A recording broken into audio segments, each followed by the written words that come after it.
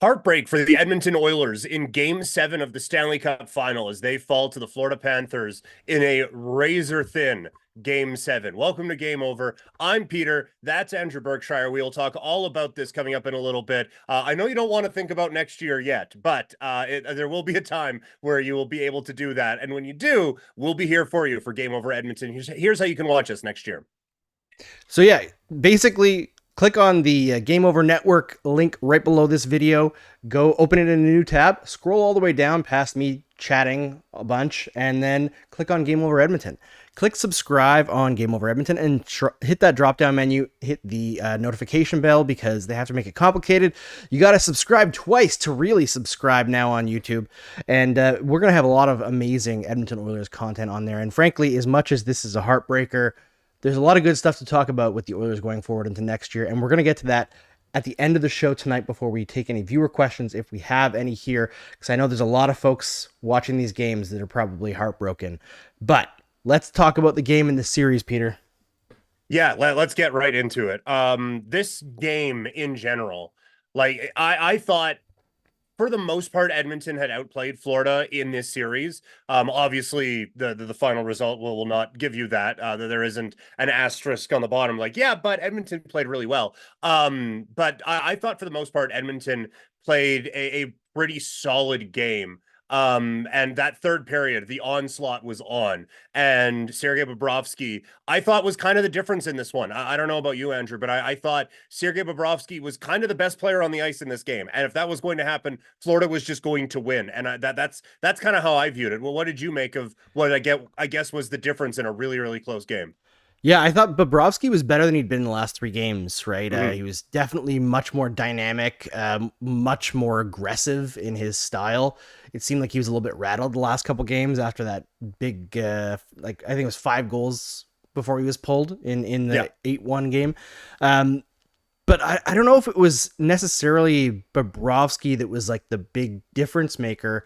I mean, maybe you could say that Skinner allowing a bit of a weak shot as much as Brett Kulak kind of created that chance. It wasn't the Mm-hmm. best goal for a game-winning goal, for a Stanley Cup winning goal, but that also happens. Stu Skinner is Yeah. not $9.5 million goaltender, so sometimes those ones float in. I thought the big difference in this one was, honestly, it was like a confluence of factors. It was the fact that it's game 7 means it's going to be prison rules. That favors the Yes. Florida Panthers. The ice was horrendous tonight, which I think also favors the Florida Panthers game where they control the boards, right? Mm-hmm. Control the passes through the middle of the ice are really difficult on those kinds of passes. Attacking off the rush is more difficult. It's easier to get sticks in lanes, and that played against the Oilers. But also the Panthers just, once they got that goal to start the game, it was like a fire was lit beneath them, and they believed, Yeah. oh, now we can win this. We're not playing from behind. And the Panthers with a lead are just a different animal. I noticed on the broadcast tonight, counting this game over the last two playoffs now, where they've gone to the Stanley Cup Final both times, they're now 19-0 when taking a lead into the third period. Wow. Yeah, Nuts. and a big like that's nuts. And a big part of that, the defensive play of guys like Barkov and Ekblad, who like there was you would watch or you would look at the numbers after the first 3 games, and like Ekblad was winning statistically some of the McDavid minutes, which wasn't even a possibility in my mind at some of those points. And I thought the job that they did on McDavid tonight was really, really impressive, and another big reason for Florida's success. And I think you could have made a pretty compelling case for Barkov for Conn Smythe. I do think that once this became a 3-3 series, it was pretty well locked in who was going to get that Conn Smythe as McDavid. For those, I guess, who are unaware, McDavid does win the Conn Smythe trophy. But I thought, like, along with you, that first goal was huge. And it kind of, Yeah. it was like in Space Jam where the Monstars give everyone their powers back. That's kind of what that was. It was the Panthers got that goal and they all put their hand on the ball at the same time and got their powers back. That's basically what it was. Because this looked like a different Florida Panthers team compared to what we saw. I would say just in all 3 of those Edmonton losses, or sorry, in the Edmonton wins. And that's not taking anything away from how Edmonton played or anything like that, but there was an urgency and there was a desperation from Florida tonight that I think matched the moment that certainly wasn't there in game 6, 5, or 4. Yeah, I agree. I honestly thought Florida, for the first time in a while, was very clearly the faster team tonight. They Hmm. were on pucks. They didn't give the Oilers any space, even guys who didn't have the puck.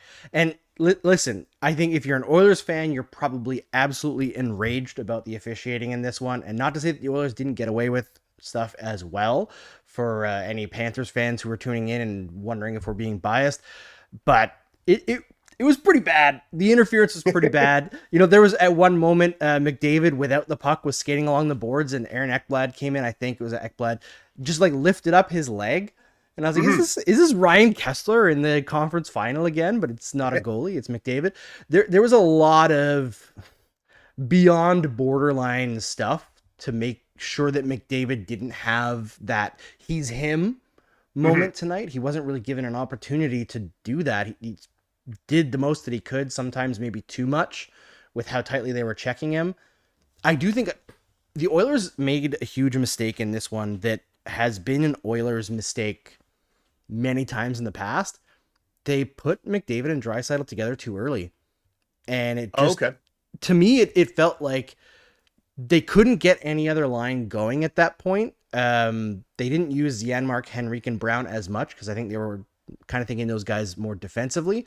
And it just, the Nugent Hopkins with, I think it was McLeod and Fogle.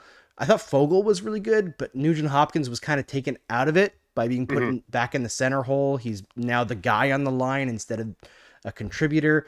And it prevented the Oilers from building this like shift after shift momentum when they really needed it. It was just put guys on the ice to waste time until McDavid and Draisaitl are ready again. Yeah. And you know that they're putting those guys out before they're fully back ready most shifts. Yeah. So I think this is a consistent issue that the Oilers run into when they're losing games is they go to that too early. And I understand the temptation, but with how Draisaitl was capable of playing in these finals, it was not the right decision. And it's easy to play Monday morning quarterback, I know, but I also Yeah. said that like 10 minutes left in the third, they just went too early. Yeah, and it did kind of seem that at the end the McDryman line kind of ran out of gas. Like I It and did. again credit Florida, full marks for defensively and just it felt like when Edmonton was trying to get the puck in there, it felt like there was about 15 Florida Panthers out on the ice stopping them. And given how It this game did. was officiated, there might have actually been. But it really did seem like they were just completely locking them down out there. But like yeah, it felt like McDavid had used everything. And that's where I do think that, like, obviously, when you lose a series 4 games to 3, to say, boy, winning another one sure would have helped. But I do think that just the monumental task of having to come from behind 3-0, even if like game 6 you do face a bit of resistance there late with Florida pushing back, but that was still 4-1. The other one was like 100-2, and then 5-1 the other night. Even though you didn't really face a whole lot of adversity in those games, it's still really hard to do. And I just feel like the Edmonton Oilers, like that scramble with 3.5 minutes left, was kind of the last knockout punch that they had. And they, very fitting, I think, that they came that close to putting the puck over the line, that they just didn't have that one more little whatever Yep. to get it going. And then quick aside, I know I kind of ramble here for a sec, but the referees, we'll criticize them a little bit here later on. No sense of the dramatics. We're not going to blow that dead with 10 seconds left for a face-off. Have you not I watched pro know. wrestling before? Come on. Let one last little dramatic face-off, whatever, to just get this thing really moving. But I I felt like they ran out of gas. Seriously. yeah, I watched this game with my dad. My parents just arrived for a little trip here in the summer to hang out with the kids, and my dad's a big Oilers fan. And every time the Panthers were just holding it on the board, and like a guy on all fours holding the puck in that last like 2 3 minutes, he was losing his mind, and he was like, "How's that not delay of game?" And I was like, "Yeah, yeah." Yep. I kind of hate it. I think that's the thing that bothers me about the way that the NHL like allows players to play in these playoffs. The intensity tonight was phenomenal, but the actual gameplay was pretty crap. like between the bad ice and what players were allowed to get away with. I understand that you want physicality and stuff, but I don't know. I feel like they've got to find a way to massage something better in there and figure out a way to stop that kind of time wasting. Because I don't think anybody sees somebody hold it on the boards for like 45 seconds with no whistle and is like, that's amazing hockey. You might Yeah. say like that's a great like great strength to hold it on the boards, or like great fight to like win that battle and waste that time from the defensive side, but it's not good hockey to watch.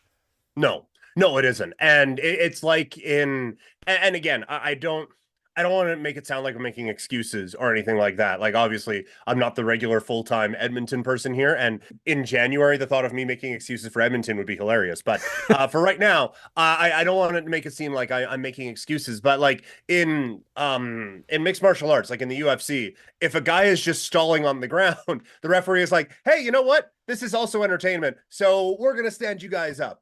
And I'm not saying like there should be like a shot clock on that sort of a thing or anything like that, but I do think, and Florida started it like early. Like the first time Ekblad did it was like there was like 10 minutes left. He's like, I'm cool hanging out here for a little bit. I just feel like there should have been maybe something to make that move a little bit more efficiently, we'll say. But you've brought it up a couple of times. There's something frustrating you about the National Hockey League this evening. So I will just I'll do the lazy sports reporter question. Andrew, you have some frustrations on Talk about it. On the NHL. Thoughts? Yeah, thanks, Elliot. No. Yeah, I think what I'm frustrated with is like the NHL, well, I mean the PWHL is going to challenge them in terms of like who is putting on the best show in not very long. But for so long, the NHL has been the only game in town in terms of professional hockey in North America. The AHL is not anywhere close in terms of accessibility at the very least. And I just find the NHL's stewardship of the sport. There was so many times tonight where I'm like, board ads, jersey ads, digital ice ads. And you watch a player skate through an ad and you lose the puck because the ad changes midway. It's like all this stuff. I'm like, what are we doing here? This is the most watched Stanley Cup Final in years. And it seems like they're like, this is what they want, is to just have bad, poorly officiated, shitty hockey where, you know, it's just frustrating for everyone, no matter which team you're rooting for. And these are two amazing teams. And I think there's a lot of people out there right now who are giving the NHL credit for a great Stanley Cup Final in terms of like a storyline. That's the players, man. That's the teams. That's not the NHL. The NHL's part in this, every step of the way, has been bumbled. Like you look at the ratings for this series, and it's phenomenal. You look at how many Edmonton and how many Connor McDavid games are on American broadcasts. It's almost nothing for years. Mm-hmm. And to me, that means they just don't know what they're doing. And I think that I look back at, you know, when Gary Bettman took over the NHL and the NBA, even if it was, you know, a false, like a little blip where the NHL was in that same area, for the rest of the 90s, pretty much, they were basically growing at the same rate. And now it's just not even close. And this is over 30 years with Gary in control now. And, you know, he's in the Hockey Hall of Fame, all this stuff. And I get it because he's been there forever. But I don't think he's done a great job in growing the game. Well, you look at the difference in revenue. And obviously, like, one has 6 to 7 teams based in Canada, and the other one has 1 to 2 during that time. But, like, we're going into an NBA offseason where Paul George is like, oh yeah, no, maybe like a $45-50 million contract. And teams are like, dope. Yeah, we'll take that. And in the NHL, you're talking about like, fuck, can we afford $5 million on this guy? Like, man, I don't know. Evan like Bouchard just had one of the greatest Stanley Cup runs of any defenseman ever. Like, oh man, I don't know if I'd want to pay him $10 million. Yeah, exactly. Right. Yeah. Like you're going to have to figure that out with Draisaitl and McDavid, like in a week with Draisaitl, and McDavid in a year and a week. But I also think too, part of it, like we talk about the bad ice and stuff like that. And it ends up paying off in a little bit of a way because you had this stretch of the calendar to yourself after Boston beat the holy hell out of the Mavericks in the NBA finals. You had this window where it was nothing but you. So that's great. But it's June 24th. We Yeah, shouldn't it be is. playing hockey on June 24th. We barely should be playing hockey on May 24th, but we've just accepted June is a month where big hockey happens. I like it is much too late for all of this to be happening now. And I think that part of like that ice surface discussion, not that it's cold in Florida ever, but it's definitely not in June. No. And I think that this is happening just a little bit too late. If we can, and we've had a lot of in various game over chats that we've had talking about like you can start the preseason at the exact same time next Yep. year. Just cut those games in, I would say by 75%, but I will give you half. And let's start this thing like mid to late September and wrap this bad boy up like end of May, beginning of June. Yeah, and I think the only reason the NHL doesn't do that is they don't want to compete with baseball, right? For longer, they want to get, and also they want more of their season to be after the Super Bowl, right? Instead of, Yeah. because it's usually like trade deadline is after the Super Bowl, so they want that attention on. But I feel like that's kind of the problem with the NHL is they're worried so much about these other sports that completely dwarf them Yeah. that they don't invest in their own product. And, we're talking about the lack of attention to detail. And yeah, ending in late June for a winter sport doesn't make much sense.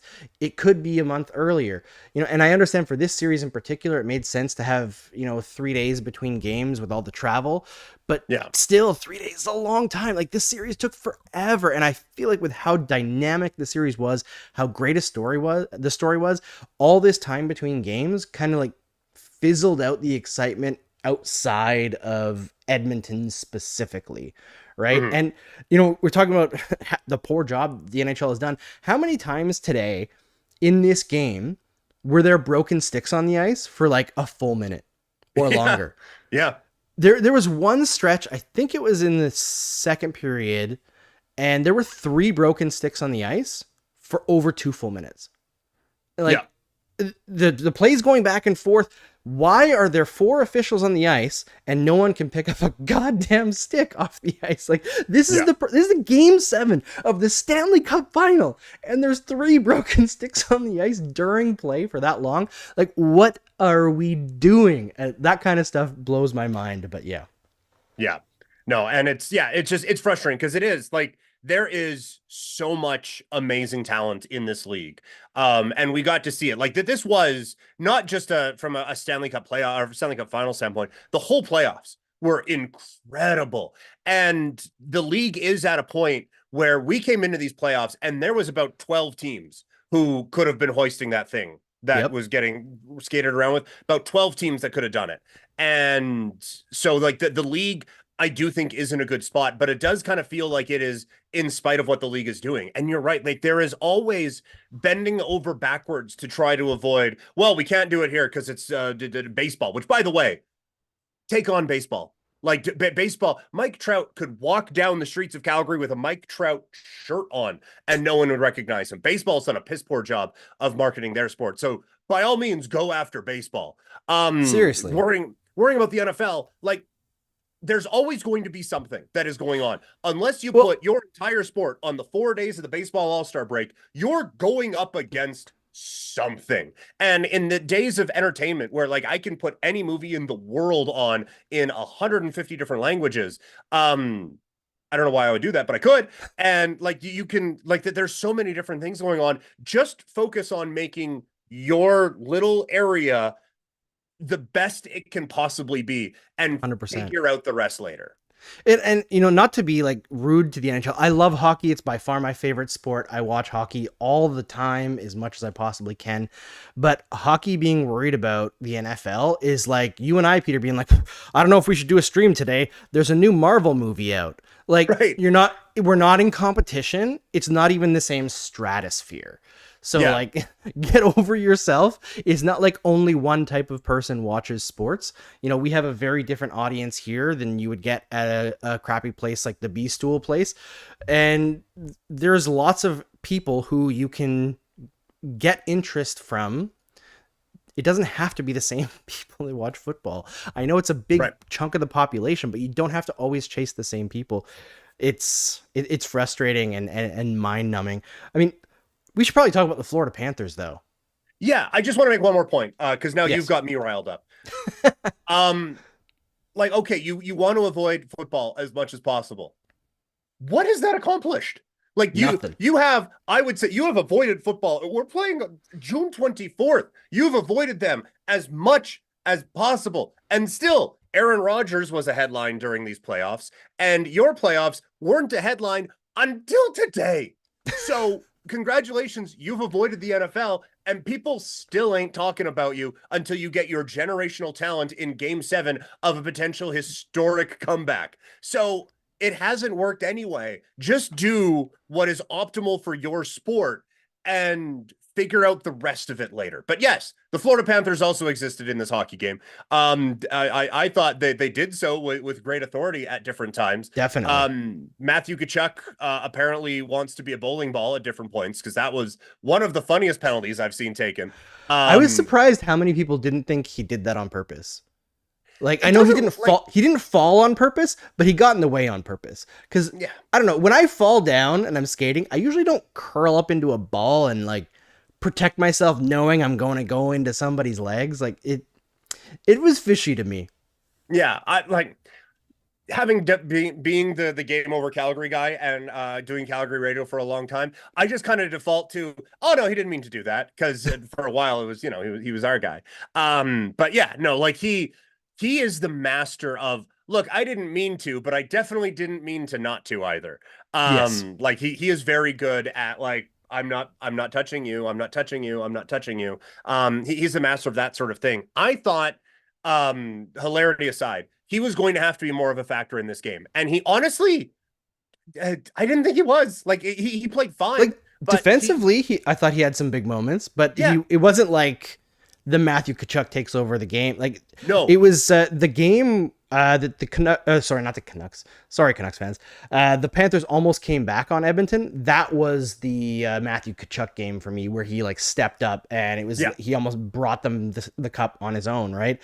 But yeah, I think tonight he was just part of the defensive unit, like so many players were, and I think that's what kind of impressed me so much about Florida today, because outside of Verhaeghe specifically, I don't know if anyone had like a standout game above the rest. It was like Mhm. everybody was good. Yeah. Yeah, there wasn't Verhaeghe was good, Barkov was good, whatever. It was the Panthers were good. Yeah. And that's what they can do to you, right? And that it's something that we kind of lost in these last 3 games, but I do think it's something that we kind of realized as this was going on. Like this team was more than a 3 game losing streak in the Stanley Cup Final. Like they were a Yeah. team that I thought dummied the Rangers and just kind of got goalied a couple times. But like they looked like the best team in the NHL as these playoffs were going on. And it's because they can do a few different styles. And I think we saw that at different points tonight. Like they did get a bit more of a transition game going at times. And they eventually get like the winning goal off of kind of transition play after a very scary play by Draisaitl at the side of the goal. Reinhart comes down on the rush and just a shot goes in. Yep. But like they can do that style. They can do like they can, like you said, they played with a bit more pace than Edmonton did today. They can wear you down on the boards for say the final 12 seconds of regulation. They can like any style of play that you want to go out there. Maybe they don't do it as well as you, but they do the other stuff better than you, and they can match you in that area. And that's what I think will be the lasting memory of this team for me, is that like I am a firm believer in a team needs to have an identity to fall back on. Theirs was just, we're better than you. And it's really impressive. We're better and we're rougher and Mhm. also maybe dive a little bit more. Yeah, Sam maybe. Bennett. Yeah. Sam Bennett was all about it tonight. There was a few. He had one dive by the Oilers' net that looked like a Power Ranger gets hit, where they like spin around in the middle of the air like an old kung fu movie. It's Yeah. pretty good. It's pretty good. But you know, you have to want it. You have to be able to. You know, they say you're not cheating, you're not trying, and it's not like the other team wasn't cheating either. But the Florida Panthers, like, they pulled it out for a reason. I know Thomas Drance had said they were like the best built and most deep, or most what do you call it, like the most complete team in the league. And I don't know if they're necessarily the best built, because you look through Florida's history and it's kind of weird and jumps around, but they are one hell of a complete team. Like, as you said, Peter, they can play any which way. And, I noticed that watching, like with my dad, who's more of a casual fan, and he was frustrated that Florida's defense, when they were in their zone, were just on the Oilers all the time, along the boards, hits, sticks on pucks all the time. Whereas the Oilers played much more within that tight box in front of Skinner and Yeah. didn't really venture out to the boards as aggressively, and ended up, a lot of possession time for Florida, spinning around the outside, cycling through point shots with tips, a lot of that stuff. And I think that came down, like, that's not necessarily like Knobloch is a bad coach and he's getting his team to play a bad way. I find that that's the best thing that he could do with the defense core that he has. Right. Like, Matthias Ekholm is a phenomenal defensive defenseman. I'm not sure anybody else on the Oilers can make that claim, even significantly above average, right? Like, they've got some players who can do some things, but it's not the defense core that Florida has, where every guy can move the puck and defend. Yeah. Yeah, it's one thing to do high pressure stuff with Montour and Ekblad and Forsling. It's another one. It's Cody Ceci, and more Cody Ceci, and all of that. Like, it's just, you're right. It's playing with the constraints makes it seem a bit harsh. They were just within a goal of winning the Stanley Cup, but it's playing with the roster you have and trying to make the most of it. But also, it's a credit to the forward group as well that they are able to do that, because then you can trust Barkov, you can trust Matthew Tkachuk, you can to a certain extent you can trust Sam Bennett. Like, you can trust those guys back in your own end. If your defense does get a little bit squirrely and chasing McDavid around for a little bit. On the Florida defensive side, I feel like a few players in this series kind of leveled up, and honestly, McDavid was one of them, and I didn't even know he had a level to get to. I thought Aaron Ekblad kind of leveled up in this series, specifically in the games Florida did well in, which I don't think is a coincidence, but like that, it's just a little play.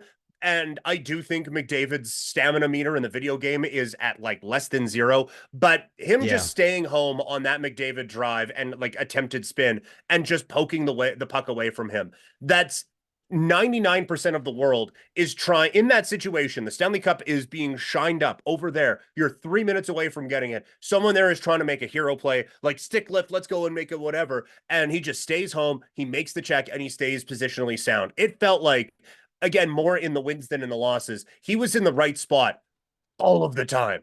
And his use of positioning, his use of his stick, all of that I thought was on point. And then you have Forsling, who is just a Tasmanian devil out there at times flying around. I thought they were a good pairing, but I thought Ekblad, to me, was a real standout on that blue line for Florida.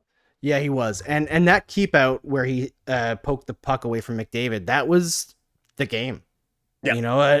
That could, I mean, maybe McDavid wouldn't have scored on that play, but that stopped everything for the Oilers. Yeah. It was like, that was their home run play. They didn't get another chance to make one. Yeah. And to have that calm under pressure is truly something. And, there's lots of great stories in this Stanley Cup final.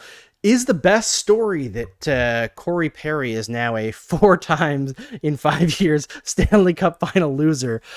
I am on the unpopular side. I actually like Corey Perry, the player. Getting to watch him day in and day out while he was with Montreal, I grew to respect the hell out of the way he plays and the sacrifices he makes on the ice to win. He's so special at certain little things, but he's also an asshole on the ice, right? And notoriously like the worst. Everybody hates this guy. So seeing him lose 4 straight times, that's pretty funny. Yeah, no, it is. And the fact that it is him and he is such a pest out there at times and can get under your skin. And now to have that, like, if he chirps you with anything, how do you not just come back with, 4 straight or 4 in 5 years? Yeah, 4. Yeah, like, you just give him a 4 horseman. And that's that. Now it's probably more Stanley Cups than the person chirping will have been to. But still, like, that is pain. Oh man, like that. Like, at some point you're like, is it me? Like, am I the drama? Am I the villain here? Like, what's going on that I am causing all of these? I think with Corey Perry, he's going to be one of those guys where like 10, 15 years from now, we'll be like, you know what this team needs? They need a Corey Perry type. Oh, like, for sure. There's going to be like this. I feel like with hockey fans, we kind of just love to hate him. Like there's Yes. just this whole thing where it's like, you know what, we kind of like on the ice, we respect a lot of the stuff that you do and what you're about out there. We're gonna hate you for it unless you're on our team, but we're gonna respect you. It's like the pro wrestling heel, like a Ric Flair type, where it's Yep. like we're all here in agreement that we're gonna woo when you chop someone, but we're gonna boo because you're very good at making us boo. But we all really respect how good you are at making us boo. I think that's gonna be Corey Perry, the only Ric Flair Corey Perry comparison you're gonna get on the internet tonight, folks. But that really is, I think that the thing where just everyone loves to hate him and just respects, like, yeah, no, he dives into like, yeah, everyone hates me, I'm just gonna be hateable, and just moves on. Yeah, 100%. It's same as like Brad Marchand, Matthew Tkachuk. Like, there are people who love those guys, Mm-hmm. even when they're not on their team. There are people who really appreciate the kind of player. Um, I'm not usually one, but when they're on your team, you do love them. But yeah, easy to hate, very easy to hate. Oh, and Yeah. by the way, I should mention, if you're here and you're enjoying, please like the stream. It helps us a lot. If you Yes. can subscribe to the Game Over Network channel right now, that would also really help us. We're trying to get the word out that we're back up. It's been really fun doing these Stanley Cup final or Stanley Cup run throughout for Edmonton. Can't wait for next year when we get all of our regular hosts back. But it's been amazing having people like Peter and Kaya and Lauren and so many of our hosts, Avery, who's been on for so many Game Over Edmonton shows, help us out through the playoffs here.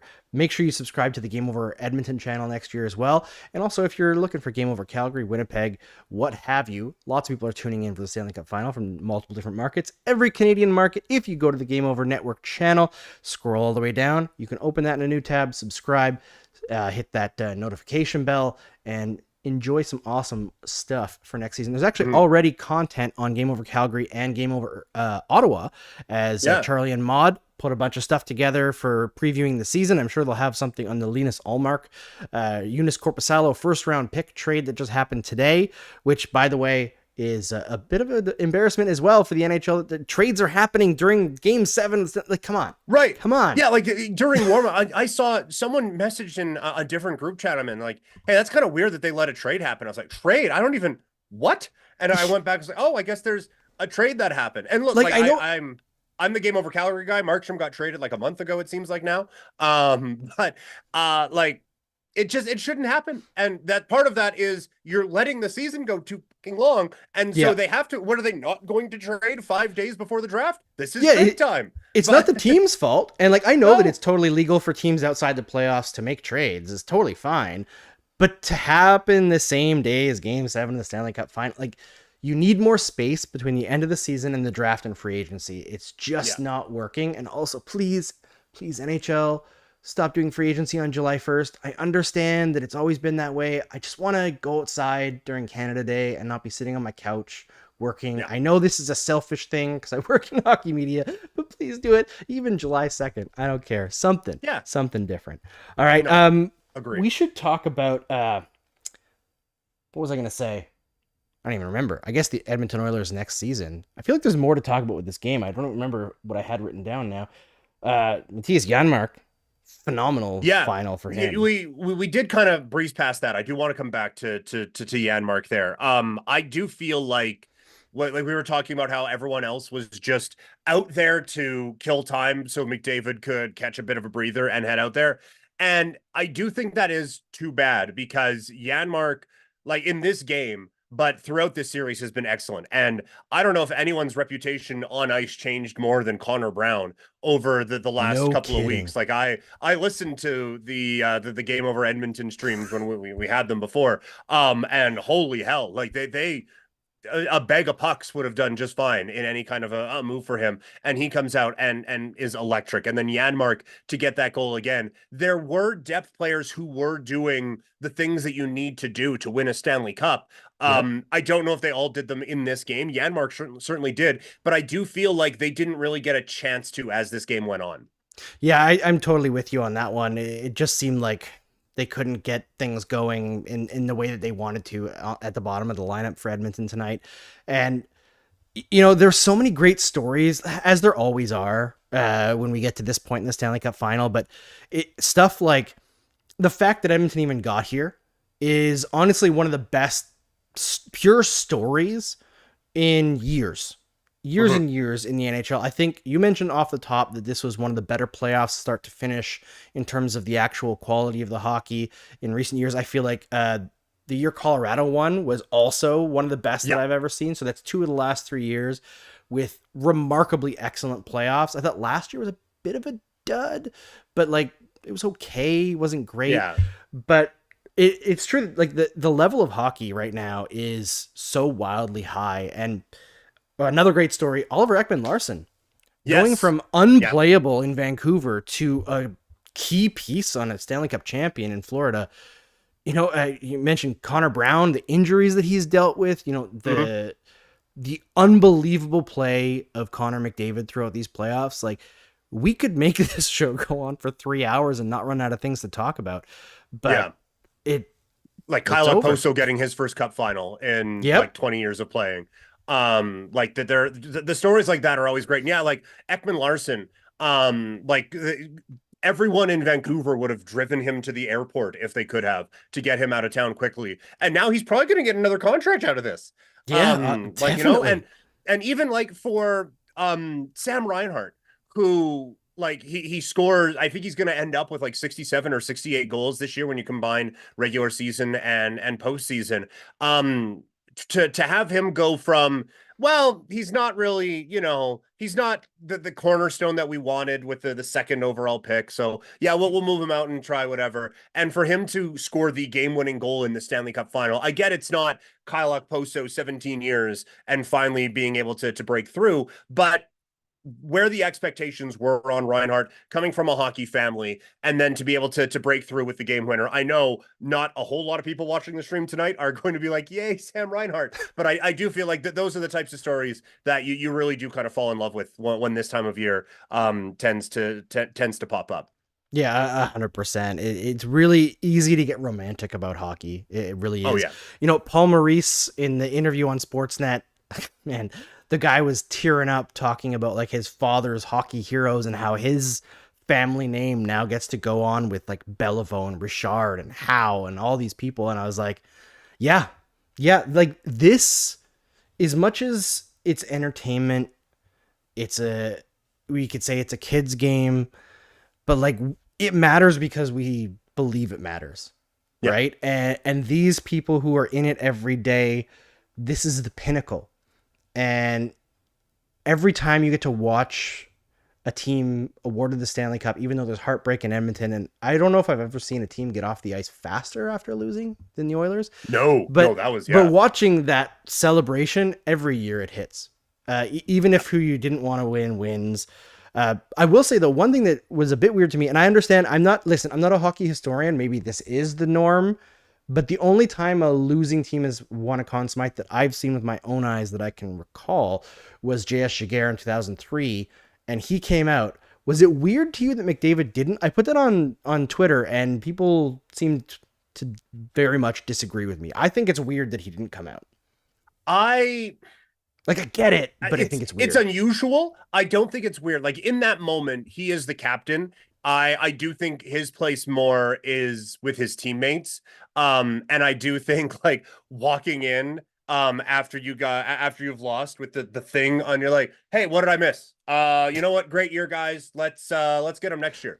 Like I feel like in that moment, he as a leader of that hockey club, needs to be in there with his guys Yeah. instead of kind of separating himself, even like artificially, just for a moment, just for a photo op or whatever. I do feel like his place is in his locker room with his guys to help them go through whatever they are going through. So it is unusual. I am fairly confident that hasn't happened before. I don't know for sure. It definitely hasn't happened before in my lifetime. Somebody Um, mentioned that Hextall might have not come out when he won it. When Well, Hextall the would have tried to assault the entire other team, so that exactly. checks out. I mean, That I'm that's surprised a he Hexall didn't like two hands slash with the goalie stick against the Conn Smythe. he would have tried to use the Conn Smythe as a weapon, again, pro wrestling style, and just attack everyone and start throwing like it has those, I don't know if it did back then, but it has those three leaf that he would have used it as a trident to try to like just throw it at people. So that was probably more a health and safety thing than anything else. But no, like I'm glad you bring up the Conn Smythe. Did you have any problem with him winning it. I know a No. lot of people were mentioning like he gets shut out in game 6, he gets shut out in game 7. So you can, I guess you can squint and make a case that maybe that makes him unworthy. There is not a game 6 or game 7 without him being the best player in hockey. And having one of the most insane, maybe the most insane postseason that someone not named Gretzky or Lemieux has ever had. And so this is one of those ones, and I know I've just asked you a question and now I'm answering it. But this is one of those ones where I'm happy he gets it because A, he deserves it, and B, when grandchildren of ours or whoever's look back on this series, I like Sergei Bobrovsky being the MVP of the playoffs just doesn't seem right. These No. were the Connor McDavid playoffs featuring the Florida Panthers winning the Stanley Cup. And so I feel like just for the sake of a quick hockey reference scroll 20 years from now, this just made sense, you know? Yeah, this was the right decision. And as soon as it went to game 7, it was in the books for McDavid. Yeah. His dominance was just far too obscene. And I think that, if we want to be really uncharitable about the last 2 games where he didn't record a point, we can be. But I think we all know watching, I don't know if anybody outside of, like, since the end of Clutch and Grab has dealt with more shit than Connor McDavid. I know that it was maybe worse in terms of physicality on Sidney Crosby young in his career. Like that first year, he was bullied so severely. Like I remember one of his first games, Darian Hatcher, like 2-hand cross-checking him right in the teeth, snapped his 2 front teeth in half, and people were like calling him a whiner after. That's what you get when you're the best player in the world. But yeah, I think Connor battled through an unbelievable amount, and I'm interested to see what Leon Draisaitl's injuries are, because we know the finger is messed up from before the Dallas series. It has to be plural, right? Like it's a lot because if there's no lower body injury, he's got to get a skating coach. Yeah. No, and he hasn't looked right since the Vancouver series. Yeah. And that is why, like, basically anytime there's been any issue, that's why I have said, like, look, I think you kind of just need to put him with McDavid because he's not the guy to do it on his own right now. Like he needs some support. And then they put that line together in the Vancouver series and they were dynamite. Like he's good enough that he can be carried along, but like he didn't look right. And I thought again in this one, like even something is like how many times that power play one-timer where the entire world knows it's coming and he hooked it. Like and it just, that's the kind of thing, and maybe this is just me overanalyzing to death, but that's the kind of thing where you're overcompensating because there's like 18 something's wrong in there, and you're just, I'm gonna give everything I have into a and your touch is off and your timing is off, and it just ends up pulling it. That's the kind of thing where it makes me think like, yeah, this guy just he gave everything he had. There just wasn't a whole lot of there left, you know? Yeah. I think that combined with his skating and how like heavy his feet looked, and like this is pure speculation, but I wouldn't be surprised if it was like a abdominal injury, because then or like a hip injury, like that, core area, because when you're torquing for the slap shot, you're, as you said, compensating, so you're off target, and he missed so many shots that Leon Draisaitl doesn't miss like that, and it's just a rough one to end it that way. But Florida was there last year, right, with Tkachuk, where he was a shade of himself, and I think that's, if you're an Oilers fan and you want to not be heartbroken for a minute, this is a phenomenal season, but these Oilers at almost every step of the way also made it very hard for themselves. And they were saved by the brilliance of McDavid's, sometimes Stu Skinner late in series, sometimes Evan Bouchard and Matthias Ekholm being absolutely dominant. But then their depth started to step up as the season or the playoffs went on, and then you have 2 players who have been knocking on the door but incapable of making an impression for years now. It seems like at least 2 years for Holloway and Broberg. And now they're in. Broberg, by the end of the playoffs, is with Nurse top 4. He was playing on that Edmonton Oilers penalty kill, which, in my opinion, should be put as a unit in the Hockey Hall of Fame for how incredible they were in these playoffs. Yeah. But you've got Holloway, who's taken a step. You've got Broberg, who's taken a step. You're in a better position, likely, going into next season than you were this year. The problem is that runway is short because you've got Bouchard and Draisaitl who need new contracts. You know, they could sign them in a couple weeks here or 1 week, but you got a year, I guess, to work on those, and then you've got a year and a half or whatever for Connor McDavid. It's going to tighten the purse strings a lot, or you're going to have to choose 2 out of 3. Yeah, I do want to get into the offseason here in a second. I do just want to remind everyone, make sure you like this video. I think we're doing a great job tonight. Make sure you like this video, subscribe to the channel, leave a comment on how Andrew's situated saying things so it looks like he's taller than I am on the stream. I got to do that. I got to do that on the thumbnails too, Peter. It's the only time that I'm able to do that. I loved the picture of Yumi and Audie when we met here in Calgary. It's like the wild thing is Andrew 6'4", like that's but no, leave a comment, like the video, subscribe to the channels. Like Andrew said, I got some stuff up for Game Over Calgary. Some stuff, it's a video, but it's a really good video. All the different Game Over channels.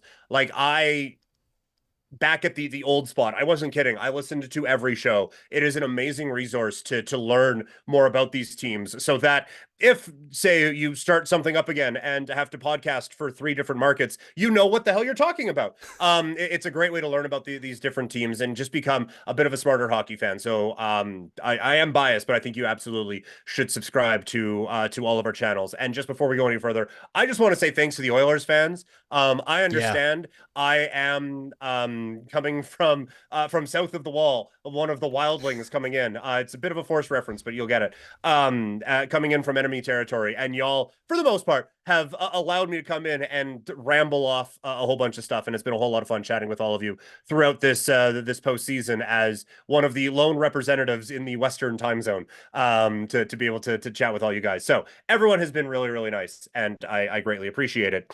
In terms of next year, because you don't just get to start again in Game 7 and get to play 1 game and then you get in, and that is why we see Stanley Cup hangovers all the time, and why it took Vegas a few years and 85 trades to get back to the Stanley Cup Final. And like the Panthers, it was this progression, like the President's Trophy, and then they lost in the Cup Final, and then they had to get there. That seems like a nice linear progression. That doesn't happen all the time. For Edmonton to get back, obviously, Draisaitl extension is, I would say, first and foremost. Yep. I know there was a lot of talk like, oh, well, maybe he doesn't want to resign or whatever. You just, whatever it takes, get him there, because he is absolutely the type of player you win with. After that, I do think the decisions get very interesting about what you want to keep as much of what was good here intact, but I do think you also need to understand that you need to raise that floor a little bit. And I think that is the key here for Edmonton is, like, obviously the ceiling is win a Stanley Cup. Like, they were right there, that this team, as situated, one of the things in the range of outcomes is they hoist the shiny thing at the end of it all. But I do think that there needs to be a bit of a raising of the floor here. I do think that defense needs to be addressed. If they could keep 100%. Henrique, that depth scoring was an issue all throughout. Skinner has probably locked himself in, but I feel like with how, and being the Calgary guy, how goddamn good the Pacific's going to be with, like, Vegas isn't going away ever. I think Vancouver is going to be quite good. The LA Kings just got rid of a gigantic albatross. Oh my God. So I think they solved their goaltending issues maybe too. Right. Like, I don't know if it's good. Like, I don't think anyone's being like, oh shit, watch out for the Kings, but like they're coming. And so, like, the Pacific is going to be difficult. The Western Conference is going to be an absolute gauntlet again next year. Like, Colorado isn't getting worse. I don't think Dallas is getting worse. Winnipeg, we'll see. But there are teams that are coming. So this was a really, really long-winded way of saying the job obviously isn't done for Edmonton. And now, like you said, it does get a bit more difficult in the next couple of years. But first and foremost, Draisaitl gets whatever he wants, and you figure it out later, right? Yeah, I would assume so. Although part of me is like, I wonder if Evan Bouchard is the higher priority just because the defense is so weak. And, you know, Matthias Ekholm is what, 32 or 33 now? 33 sounds right. 33 sounds right. I don't actually know. I'll try to check here while stalling for time. But yeah, I think their defense is so weak that I don't know, Bouchard becomes like a higher priority. He's RFA as well. So it's like, do you want to push that negotiation and make it contentious? Because I feel like the Oilers are not in a great bargaining position for Hmm. that. Oh, Ekholm's actually 34. 34, Yeah, just turned we got there at 34. the same time. Yeah. So we were both So wrong. So that's great. yeah, so like Ekholm is a phenomenal defenseman, but at 34, how long can you depend on that? So we talked about needing to add depth. They've got to find a way to add, I would say, two top four defensemen if they want to be back here next year without pulling all their fans' hair out in the Right. process. Like I think that's the thing that sticks out to me about these Oilers is I think that they had the performances, like the individual performances, to win the Stanley Cup. They like Stu Skinner was good enough to win the Stanley Cup for them. He wasn't Yeah. a huge issue overall. They have the players to do it. They have a coach who's relatively good at the very least. We don't have a huge sample size on him in the NHL, but he's got a great track record, had a great season. But the defense is not good enough. It's just not good enough. All season long, it seemed like the Oilers were skating uphill, even at their best moments. They had to like go on these crazy streaks just to get to the point where they're erasing the bad stuff that they did, Yeah. and they just can't keep operating that way. They have to find a way to get some depth throughout the organization on defense and maybe a little bit more secondary scoring. Easier said than done, I know, but finding the stars is the hardest part, and you got that. So figure it out, Kenny, or whoever's in charge next Yeah, season. that was another thing. Ken Holland's contract is up. Yeah. And listening to Zach and Dennis and Avery at the beginning of the year, they were already talking about who was going to replace him next year. I don't know if winning 15 playoff games gets you another contract. Because on the one hand, like the Ekholm trade gets them here, right? Like they don't do that without making that move. But also, they probably are at more of these by now if they've made smarter moves in the Ken Holland time. So that one is a very interesting discussion. But looking at their cap friendly page, because I still can, the For good a couple news is, days. yeah, the good news is they have $10 million in cap space. The bad news is that is they have 14 players on their roster. Oh, wow. So So that's not actually a lot of room. no.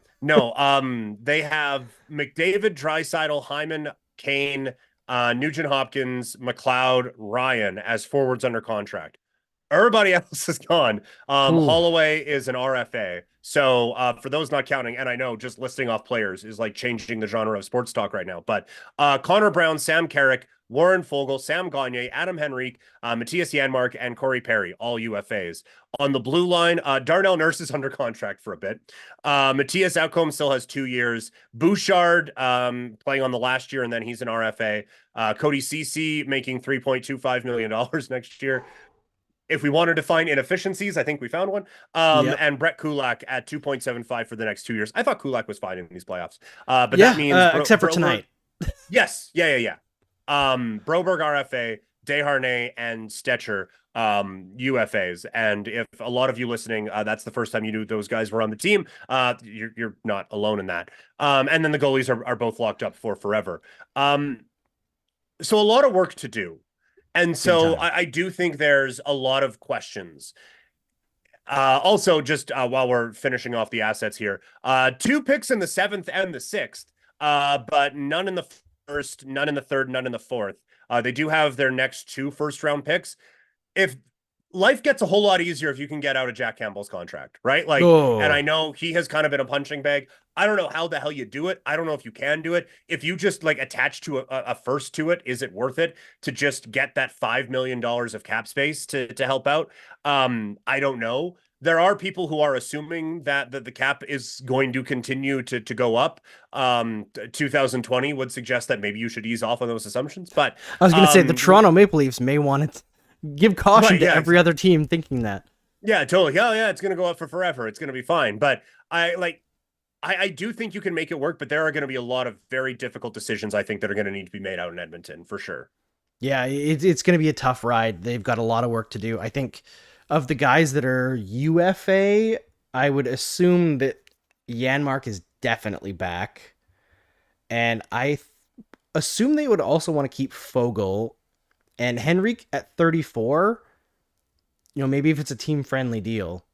Mm-hmm. But I think at 34, with what Adam Henrique brings, and he was great in these playoffs, I think you could find another third line center on the market. I haven't looked at the UFA Yeah. market, but there's some good spots, and I think they're very lucky that Broberg and Holloway are up now, because I think Yeah. if they were up next season, it'd be a problem for the Edmonton Oilers. Yes. No, I would agree with you on that one, 100%. Yeah, I think like you can find another Henrique out there, but Henrique did fit in So Edmonton, I well. thought pretty well.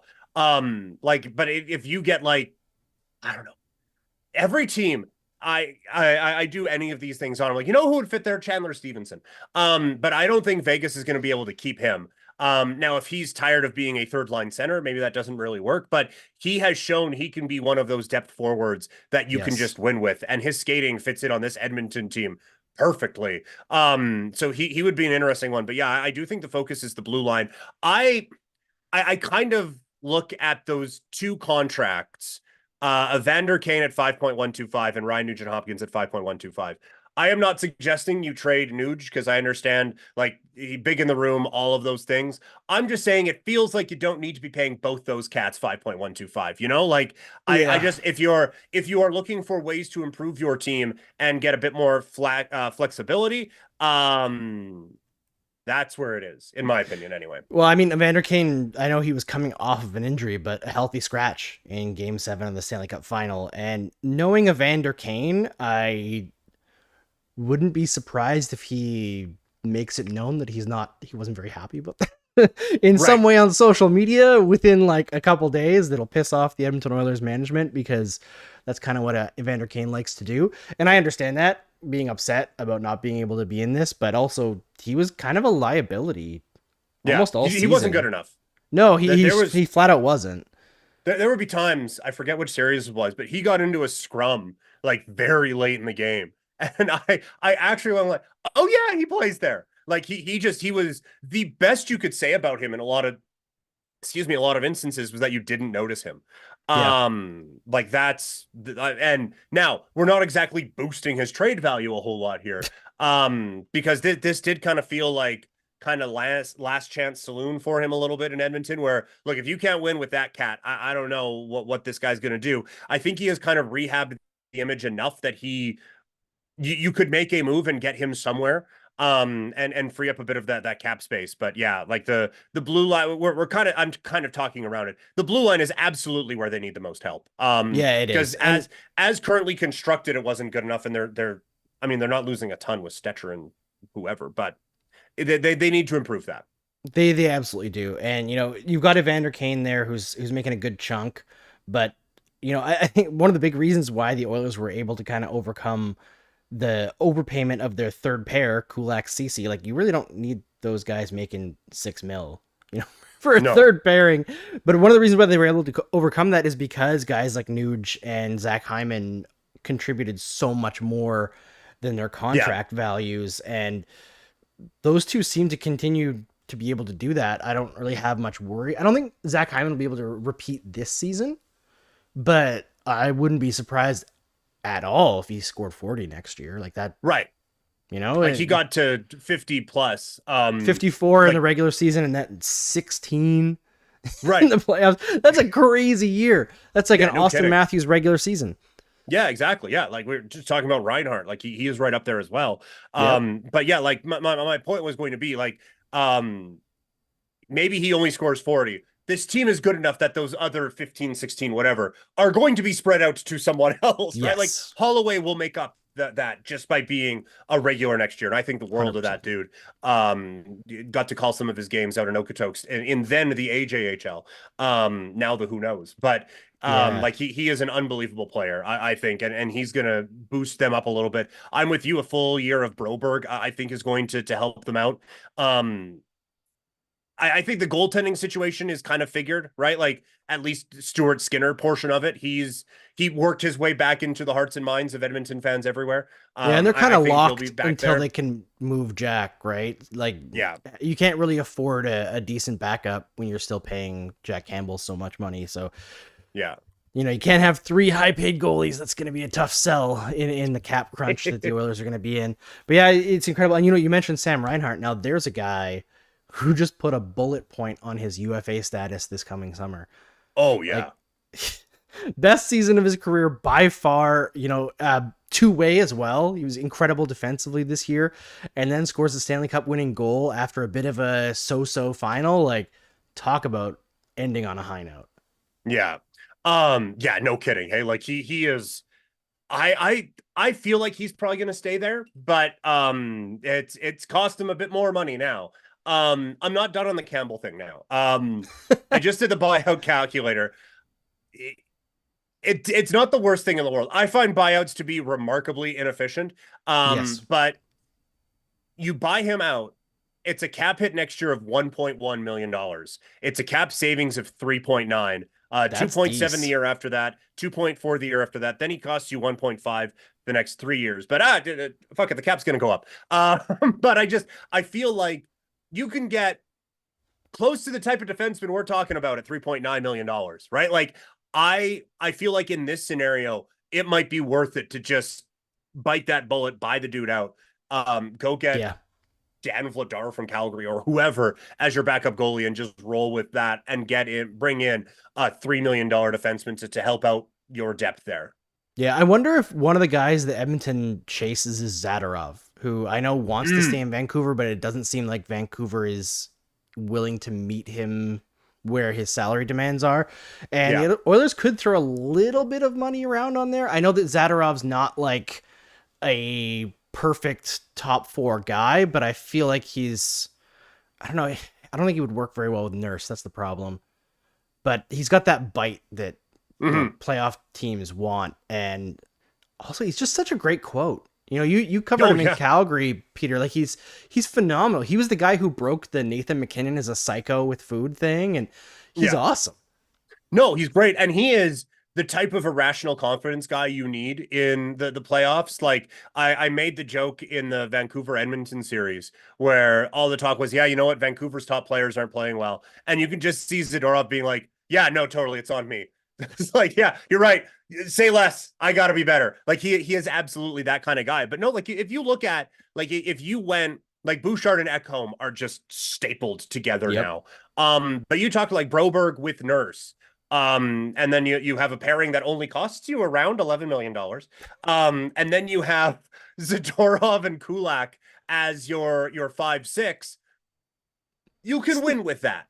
It's better. Not everyone can win with that, but you can win with that. But right? Connor McDavid can win with that. Yeah, because you have that guy at the top, you can win with that. Yeah, it opens up a lot of options. All right, Peter, it is late. We should see if there's any questions from the stream chat here, and then close her up on this game over season. Of course, we'll have something for draft day, maybe just like a watch along thing, because I feel like we're a little bit short-handed, but it'll be fun to watch with people. But yeah, so let's see if you've got any questions in the stream chat, load them in for us. I'm gonna ask Peter a question here. Is the Stanley Cup sullied by having Nick Cousins' name on it? No. I mean, look, he's probably not the worst person to have their name on there. It's not like Bobby Hull exists. Yeah, Gary Bettman said this trophy is 132 years old. We didn't just break a 131-year streak of having awesome dudes on the Stanley Cup. We've kind of, it's been sullied, right? Like it's been to unsultry places. That thing is sullied. So yeah, not my favorite. And also, like, just a quick aside, Matthew Tkachuk always went out of his way to target Cousins every time he came through Calgary. Like I think Tkachuk, that was one of his things, is that if there was a guy who had maybe a thing, Tkachuk would always go after him. Like Tkachuk and Drew Doughty, epic. Cousins, same thing. Like he was always going after him. And so those guys being on the same team, I was like, for a number of different reasons, it's yucky. It is. And you know what? Was he injured? Yeah, he's been injured for a while, hey? He played June 21st. I was going to say, I didn't notice him at all in the playoffs. 1 assist in 12 games. He didn't have a great playoffs, but injured he played for this. Yeah. I would have taken the under on 1. So yeah, I don't remember a single moment of Nick Cousins in the playoffs. No. And you know what? I'm okay with that. Yeah, no, perfectly fine with that. All right. I actually forgot he was on the team until you brought that up. So I mean, it was just such a storyline this season, you know. Luke Venables says, rate the season out of 100. What criteria would you give that grade? That's a tough one, man. Holy cow. Uh, Are we talking the Oilers or the entire National Hockey League? let's do Um, just the Oilers because the National Hockey League is too big a question. yeah, For the Oilers, I feel like this is like a 90 out of 100. It's just that 10 is that they put themselves behind the eight ball too many times. yeah, yeah, it is. And I think that this is like it's a number of different things. It's a win for the regular season, because the Oilers had to like go on the road in Vancouver in Game 7, go on the road in Dallas, go on the road here. If you just would have done some more winning in the regular season, maybe now you wouldn't have got LA in the first round. But yeah, they made life very difficult. I will say grade out of 100. I will say I will give them a 90. I'll give them a 97. They didn't get all the way there, but like the goaltending issues that they were having at the beginning of the season, Calvin Pickard started a game for them in the playoffs, and no one Two thought that games. was crazy. Yeah, 2 games, and everyone was like, "No, that's the right thing to do," and they still got to within like that much of hoisting the Stanley Cup, because I think we're in agreement here. If they tied that game, they're definitely winning in overtime, right? Like all the momentum was on their side. They're 100% winning that game if they tie it up, which probably isn't much solace for Oilers fans here. But Yeah. like they were right there, even with everything they had to go through this year. So I will say a 97 for them. Yeah, yeah. It was a great season. I know it's probably hard to think about that right now for Oilers fans because I don't know. You can't think about that in the moment, and I'm sure Connor McDavid and Leon Draisaitl aren't sitting there in the locker room being like, "Well, guys, we had a great season." They're sitting there, Yeah. tears in their eyes, probably dreading the shower, wash the season off of them. That flight back home has got to be the quietest flight in the Oh, history of flights. yeah. It's a horrible way to end a season, but at the same time, the the memories that Oilers fans have had throughout this season have to be some Oh, of the most treasured and incredible moments. You look back at the 05-06 run, and I know, again, at the time, incredibly painful losing Dwayne Rollerson. There's always that what if, but that final run brought so many great memories that lasted so long that kind mhm. of like got the Oilers uh, fan base through the dark times that followed. They don't seem to be headed to the dark times right away. So I guess there's that as No. well to look forward to. Yeah, no, that like that this is I know there is danger in saying, "Oh, this team will be back." And I just ran through a litany of reasons why the West is going to be insane this year. Yep. But like this is a team that will be in the top 3 or 4 for Stanley Cup odds for as long as you have Connor McDavid. And no, you're right. Like it's McDavid's not going in there and being like, you know what, guys, the real Stanley Cup trophy are the friends we made along the way. But like this was an incredible season, and one that you will be, from an Oilers fan standpoint, telling like friends and grandchildren about years down the line. And to think we went from they snapped San Jose's losing streak to they snapped Florida's losing streak tonight, but to go on the run that they did it is really incredible. And the stuff that, like, look, I'm Calgary fan. We haven't had fun talking about hockey in a couple of years here. So absolutely would have traded spots with an Oilers fan most of this season for sure. Yeah, it is. It's an incredible season, but I'll give the last word to you, Peter. We're gonna close it out here. We got a question about what's the best poutine in Canada. That's a highly debatable thing, but for me, it's Ma Poêle Moulée in Montreal, in the plateau there. They mix it with chorizo, Portuguese chicken, and piri piri sauce. And I know Oh damn. purists don't want all the extra stuff in there, but I swear, try it, get it spicy, and not only is it delicious and amazing, the serving size is ridiculous and it's cheap. You can get a large poutine that would feed a family of 16 for like $15. Oh wow. And you think $15 is a lot for fries and cheese and gravy, but man, it's a huge pile of chicken and chorizo in there Yeah, too. no, it's It's that's pretty fantastic. good. Yeah, that's a full meal. I will default to you on that as the one who lives in the city of poutine with out in Montreal. We have poutine places here. There's a pulled pork one in Calgary that's dope. But I don't believe I would call it the best in Canada. But yeah, I think that's gonna put a bow on this season for Game Over. Totally normal season for us. Very very standard season. No turbulent ups and downs for us as a network at all. No kidding.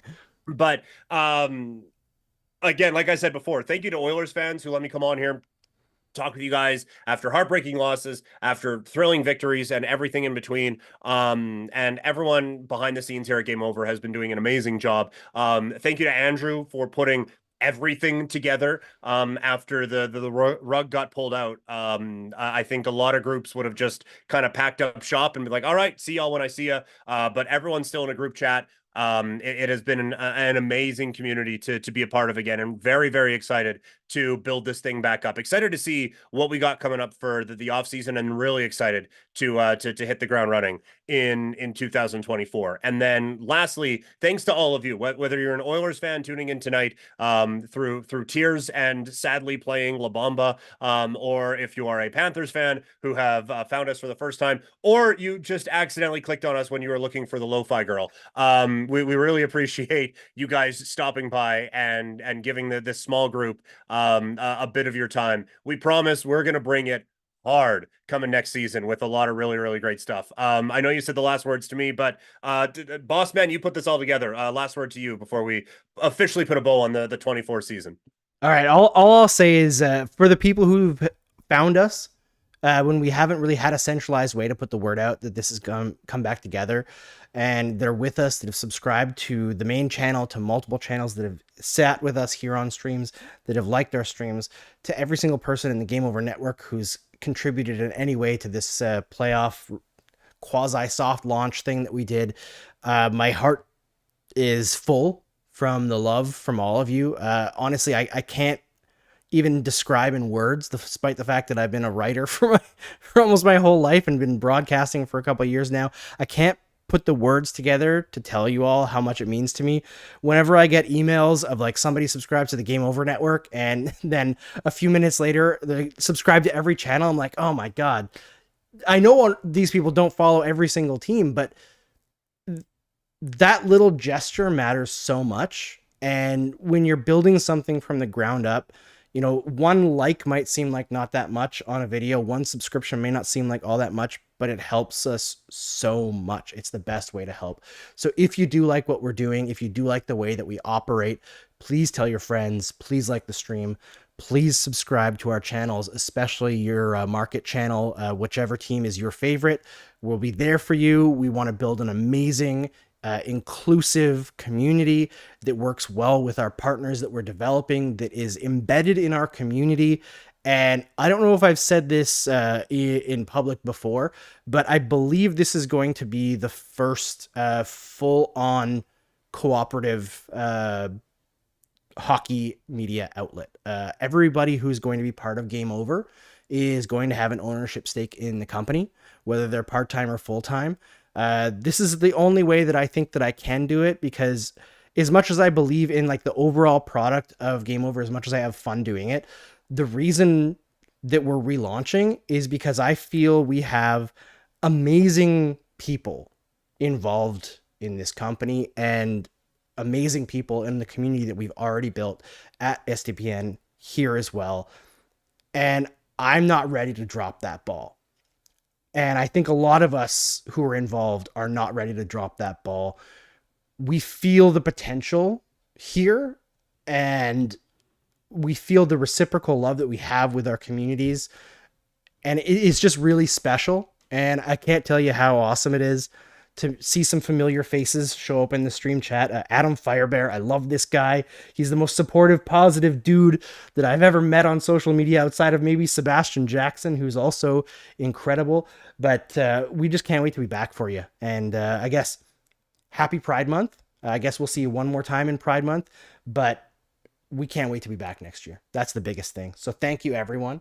And we will see you on Friday for our draft day watch along.